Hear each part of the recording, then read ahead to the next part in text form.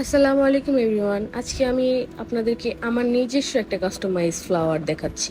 এই কয়দিন ধরে রেড, ব্ল্যাক, পিঙ্ক বানাইতে বানাইতে আর ভাল লাগতেছিল না। আমি চাইতেছিলাম এখন ইউনিক কিছু বানাইতে।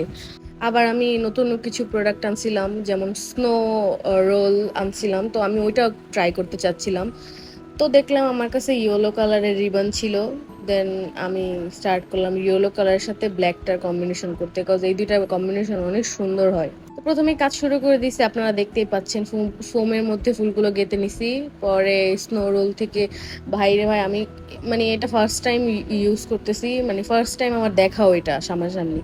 এটা কাটা যে এত কষ্টের, মানে ভিতরে এই সাদা সাদা স্নোগুলো বারবার কেচিতে লাগতেছিল। আর মানে বেকাতারা বেকাতারা হয়ে যাচ্ছিল। তাই যারা যারা আমার থেকে এই স্নো রোলটা নিতে চাচ্ছিলেন, আমি তাদের সবাইকে বলে দিছি, ভাই আমি কেটে দিতে পারবো না, আপনাদের যারা লাগবে পুরোটাই নিতে হবে।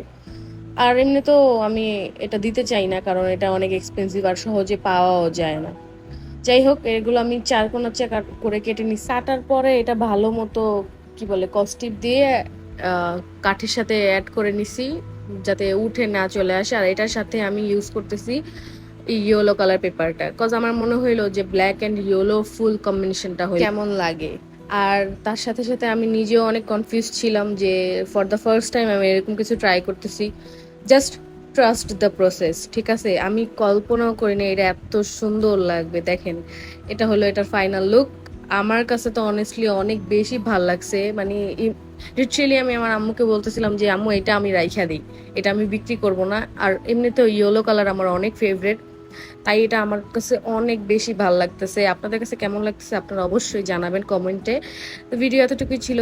বাই, আল্লাহ হাফেজ। আর ভালো লাগলে লাইক কমেন্ট শেয়ার করে দিয়েন।